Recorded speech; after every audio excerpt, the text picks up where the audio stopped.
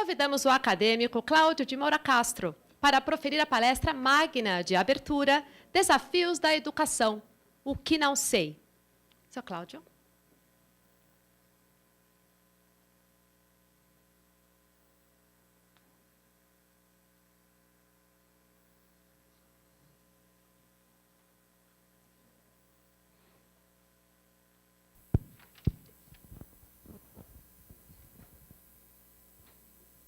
Meus cumprimentos.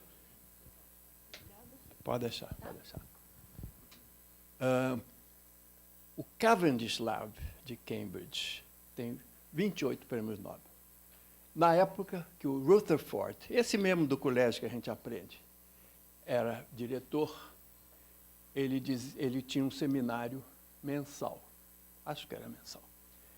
E ele dizia, nesse seminário, no meu seminário, qualquer pessoa que queira vir aqui falar do que sabe, não está convidado. Quem eu convido são pessoas que querem vir falar da sua ignorância, daquelas coisas que não estão conseguindo entender, daqueles desafios, daquelas brigas para desvendar a natureza. Eu tomo esse pequeno casinho do início do século XX como mote para a minha apresentação. Eu quero falar sobre os mistérios da educação. Alguns, mais ou menos, eu consigo decifrar. Outros, entra ano, sai ano, eu não consigo. Então, vamos ver.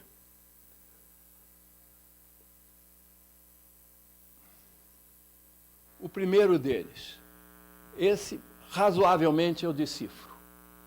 Por que a educação brasileira é tão atrasada? O ponto inicial é que não é o que nós estamos fazendo errado hoje. Não é as nossas trapalhadas de hoje, que não são poucas. O ponto fundamental e a causa que a nossa educação é fraca é que nós começamos muito tarde, andamos muito devagar e levamos muito tempo para acelerar. Então, nós temos um atraso acumulado de quase 5 séculos. Quer dizer, o que nos atrapalha é o fato de que nós andamos extremamente devagar, até 100 anos atrás, muito devagar, e nos últimos 50 anos é que acelerou. Então, nós estamos essencialmente condenados pela demografia, ou seja, nós fomos colonizados por um país de inegáveis méritos, que nos deixou uma herança valiosa do ponto de vista de convivência e de muitas outras coisas, mas um país de baixo nível de escolaridade. Portanto, nós fomos colonizados por um país de pouca, e principalmente as pessoas que vinham tinham um nível baixo de escolaridade. A própria família real portuguesa não era lá essas coisas, havia alguns semi-alfabetizados. E, além disso, nós nunca tivemos bons modelos de escola, nem de universidade, nem de escola. Quer dizer, os modelos são mais ou menos. Então, vamos ver um pouco como é que as coisas andaram. Estima-se, estimativas mais ou menos, que por volta no século XVIII, mais ou menos 3% da população era alfabetizada. Em 1900, 10% da população estava na escola. Entre 1900 e 1950, há uma aceleração muito grande e nós chegamos em 1950 com 50% e praticamente chegamos a 100% na virada do milênio. Ou seja, a nossa educação é extremamente recente. Vamos fazer uma comparação curiosa. Olha os Estados Unidos. Em 1700, os Estados Unidos, 1700 para 1700 e tanto, o nível de escolaridade americano era maior do que o da Europa, porque foi colonizado por protestantes e no protestantismo ler a Bíblia é fundamental. Então, aqueles que vieram eram alfabetizados e reproduziram um sistema de educação. Então, vocês vão ver a extraordinária diferença entre Brasil e Estados Unidos. Quer dizer, quando os Estados Unidos tinham 60%, 80%, 90% da população escolar atendendo as escolas, nós tínhamos 10 ou 15%. Então, essa diferença é fundamental e essa diferença nos marca para o resto da nossa história. O trabalho que vai dar para superar isso não é pouco. Então, um dos mistérios da educação brasileira e que está aqui desvendado é a lentidão do processo e o recente que é a aceleração. Muito bem. Outro mistério. Por que, de repente, a educação brasileira disparou? Não é? Por quê? Que razão existiria? Uma das razões, esse é um mistério que mais ou menos eu decifro, mas não tão bem, é que a economia cresceu. Quer dizer, a educação teria sido puxada pelo avanço da economia. Eu vou falar mais adiante no avanço da economia, mas a economia... a educação cresceu não porque o povo quisesse educação, mas que a economia precisou de mais educação. Essa é uma hipótese razoável. Em 1900, nós tínhamos 10% dos meninos na escola. Em 1950, 50% dos meninos na escola. Então, vocês veem que passa em meio século, passa de 10 para 50. E mais meio século passa de 50 para quase 100. Porque 100 é impossível. Qualquer país que diz que tem 100% dos meninos da escola está mentindo. Porque não é possível, mesmo nos países mais avançados, tem sempre uns complicadinhos. Uns estão na cadeia, outros são burrinhos, enfim. Isso não é por aí, mas é quase 100%. E o que nós vemos é uma evolução razoavelmente previsível. Inicialmente, cresce o ensino fundamental, não é possível inverter essa ordem, cresce o fundamental. Na década de 90, triplica o médio, e daí para frente o superior tem matéria-prima para funcionar, então ele cresce e muito. Então o que nós temos nesse fim de século XX é uma aceleração extraordinária, seguindo uma lógica que não se pode mudar, não pode subir o superior sem ter o primário e por aí afora. Tudo bem. Esse é um ponto que eu insisto muito. Quando a gente lê os livros de história do Brasil, nós vamos ver a glória descrita ao longo dos séculos, a independência, o ciclo do ouro, o ciclo disso, o ciclo daquilo, parará, parará. E o século XX mortiço. Revolução disso, militar subiu, militar desceu, deu o golpe daqui. Quer dizer, é um século cinza nos livros de história. E a minha tese é que o século XX é o século mais glorioso do Brasil.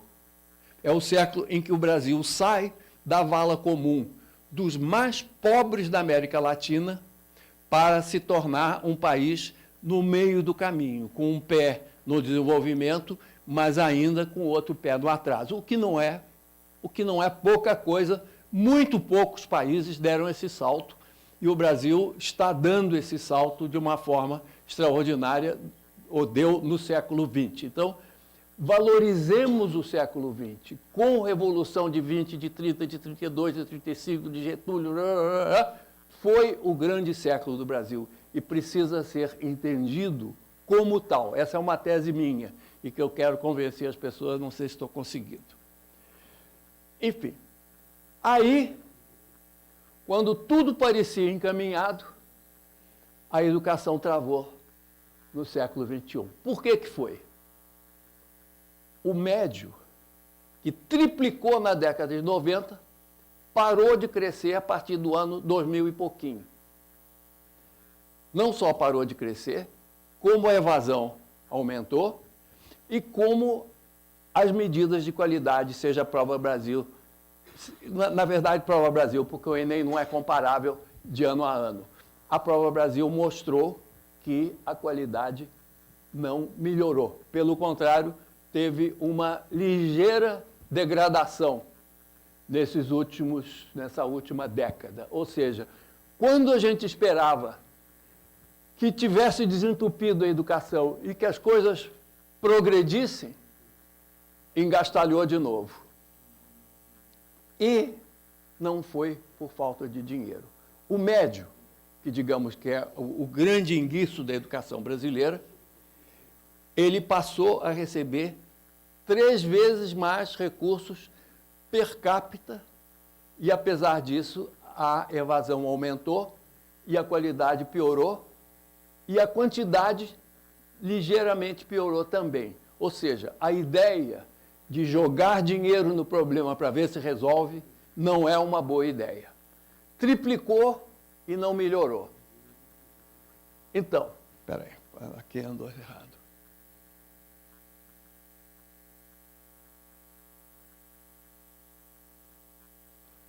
O que aconteceu?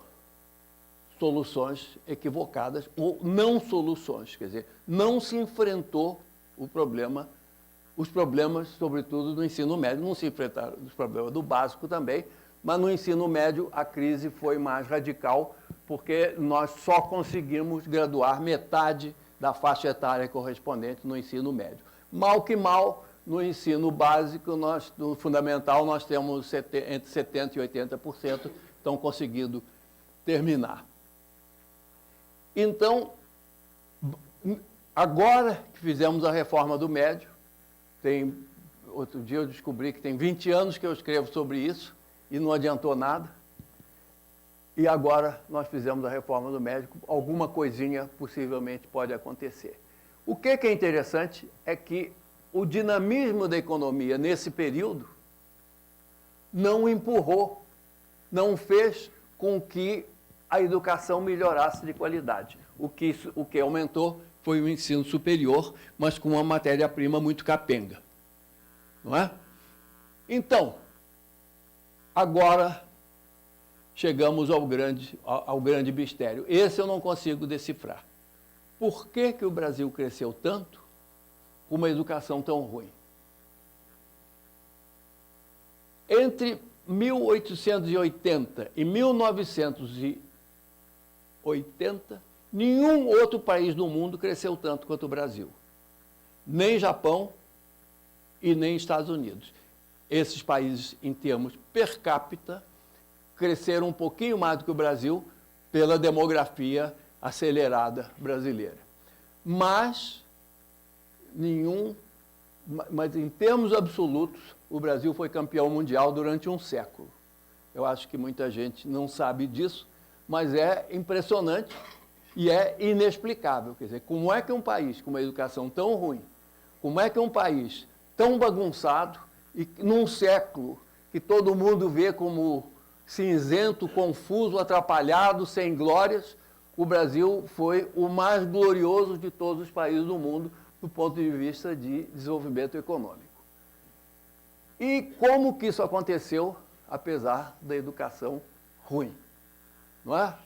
E a teoria do capital humano, que foi um pouco a minha entrada na área de educação, saindo da economia e entrando na educação. Quer dizer, eu fui professor do do programa de doutorado do Departamento de Economia da Universidade de Chicago, onde 2 prêmios Nobel foram ganhos por causa de teoria do capital humano, e eu não consigo explicar por que o Brasil cresceu tanto, apesar de uma educação tão ruim.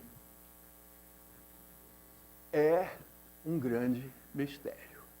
Quer dizer, possivelmente, empresas grandes que economizam muito em gente competente, poucas pessoas conseguem lá fazer com que os outros trabalhem direitinho. Uma tecnologia que não ficou para trás por causa de políticas econômicas. Enfim, uma série de fatores e alguns outros fatores que estão muito acima da minha capacidade de compreender, apesar de que eu venho pensando nisso há muitos anos. Ou eu sou mais burro que os outros, ou a resposta não é tão óbvia. E aí? Agora entramos num falso mistério. Costuma-se dizer, e a gente lê no jornal, como é que pode a 8ª economia do mundo estar na rabeira do PISA? O PISA tem 60 países que fazem mais ou menos, e o Brasil está no 50º por aí, não é? Como é que pode? Bom, primeiro, a comparação está errada. PIB é o somatório das riquezas de cada um. E o PISA é o conhecimento per capita, é o que cada um sabe. Então, dimensionalmente, são coisas diferentes. Para entender, Bangladesh tem um PIB ligeiramente maior do que o PIB da Finlândia. Mas a renda per capita da Finlândia é 10 vezes maior do que a renda per capita de Bangladesh. E onde nós podemos comparar é a renda per capita da Finlândia com o PIB, com o PISA da Finlândia, a renda per capita de Bangladesh com o PISA de Bangladesh, que aliás nem tem PISA de Bangladesh, quanto a gente pode imaginar o que seria. Muito bem. Nós somos a 80ª renda per capita do mundo. Então, se nós somos a 50ª no PISA, nós estamos exatamente onde a gente poderia esperar que devia estar. Então, não é nenhuma vergonha, nenhum desdouro, nenhuma aberração o Brasil estar em 50º lugar, já que, em termos per capita, ele está em 80º lugar. Quando a gente vai ver a tabela, nós não vemos, ínfimas exceções, nós não vemos nenhum país com renda per capita maior que tenha um PISA menor do que o do Brasil e vice-versa, nenhum país mais pobre do que o Brasil com um PISA maior. Ou seja, as coisas estão mais ou menos alinhadas e o Brasil está razoavelmente bem alinhado. Está até um pouquinho melhor, mas aí é o fato de que nem todos os países fazem o PISA. Então, numa ordem geral de números, o Brasil está no PISA onde se esperaria que estivesse. O grande problema é que essa situação em que o Brasil está no PISA é muito ruim do ponto de vista de desenvolvimento econômico, o que hoje requer um grau de complexidade, de capacidade para lidar com complexidade muito maior do que antes. Quer dizer, se já é difícil imaginar como é que nós chegamos lá com uma educação tão ruim, ainda mais difícil é imaginar como é que nós vamos continuar no médio e longo prazo sem uma mudança razoavelmente séria na educação. Seguimos viagem. Por que o povo pensa? Esse é um semi-mistério, mais ou menos dá para decifrar. Por que o povo acha que a educação é boa quando ela não é? E por que ela não melhora? Não é? O que a gente sabe? Que em português, os alunos do médio sabem pouco mais de 10% do que deviam saber e de matemática um pouco menos de 10% do que se esperaria que soubessem. Isso tudo alinhado através do PISA nos permite dizer com a razoável segurança que é assim. Quando o Brasil entrou no primeiro PISA, foi necessário criar uma categoria adicional mais embaixo, porque o Brasil não conseguia chegar na primeira categoria. Tiveram que criar um 0 em vez do 1. Bom, esse é talvez o número mais importante para entender os problemas da educação brasileira.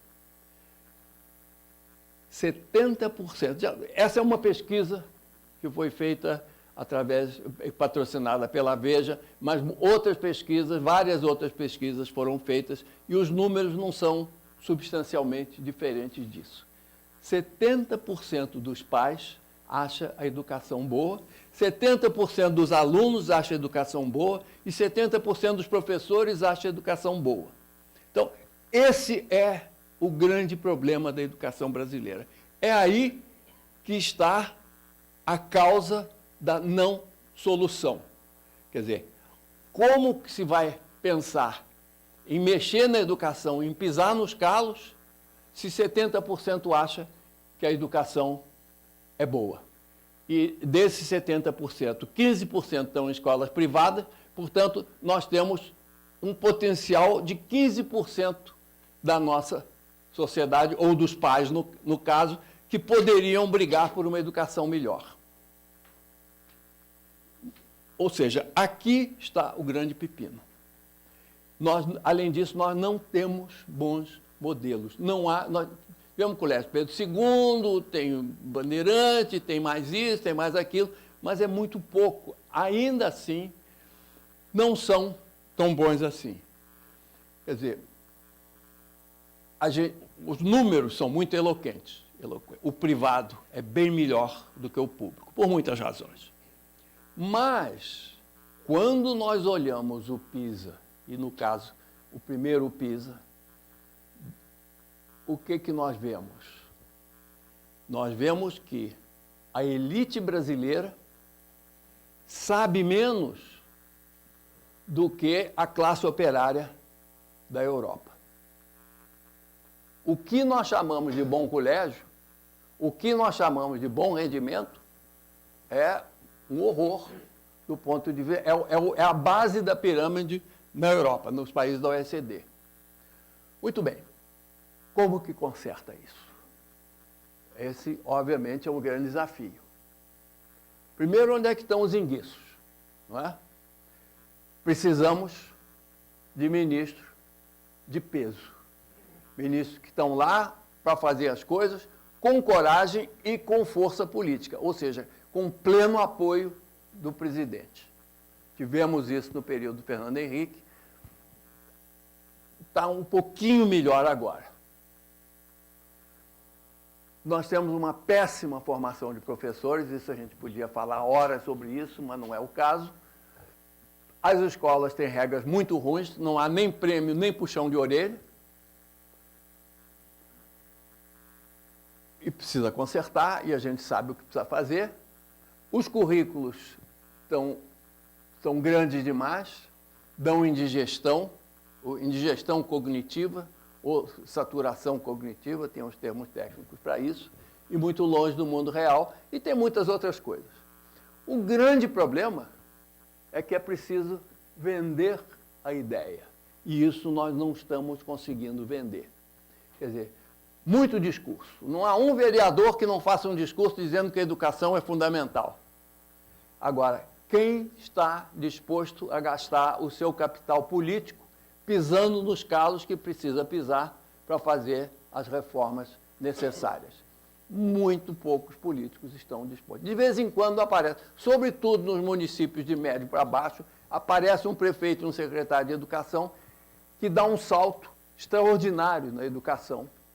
Isso nós vemos em Foz do Iguaçu, em Sobral, por aí afora. Ou seja, é possível, mas é preciso dessa combinação de governador, secretário, prefeito, secretário. O Brasil chegou num nível em que a gente sabe exatamente o que precisa fazer. Nós não temos um problema de identificar os problemas da educação. Há uns anos atrás, o Jair Ribeiro encomendou de 10 pessoas que cada um colocasse as 5 prioridades para mexer na educação brasileira. A gente achou que ia ser um pesadelo para quem fosse fazer a compactação desses resultados. Na verdade, todo mundo disse a mesma coisa, ou seja, há pleno consenso a respeito do que tem que fazer. O problema é que nós temos um Brasil velho, que ainda é muito grande, e esse Brasil velho não acredita em educação, porque viveu sem educação, cresceu sem educação, e esse é o grande entrave. E ele ainda pesa na eleição, ainda pesa nos votos, ainda pesa no processo político. Muito bem, então o que nós temos? É um círculo vicioso de valores e de educação. Os valores são velhos, levam a uma educação ruim, e a educação ruim perpetua os valores do Brasil velho. Isso é o que precisa superar. Nós precisamos dos valores da modernidade e precisamos também para o conhecimento. Essa é a tarefa da escola, não é só ensinar a ler, escrever e fazer conta, é transformar o Brasil velho no Brasil da modernidade. Mas aqui nós temos um círculo vicioso em ação. Então, as soluções. Esse é o segundo ponto fundamental e que casa com aquele dos 70%. Nós temos que vender para os brasileiros a ideia de que a educação é muito ruim e que nós não temos um futuro brilhante com essa educação muito ruim que nós temos hoje. E o marketing social é a arma que nós temos. Não é? Se houver vontade política, há pleno conhecimento do que tem que fazer, há plena competência, há muita gente que tem a capacidade, a liderança necessária, mas essas pessoas não funcionam num vácuo político. É preciso que esse Brasil novo comece a se fortalecer mais do que até hoje. Então, no fundo, são soluções técnicas, mas sem a mudança de valores, essas soluções técnicas continuarão encruadas. Nós não conseguimos impor essas soluções. Esses são os mistérios da educação brasileira. Muito obrigado.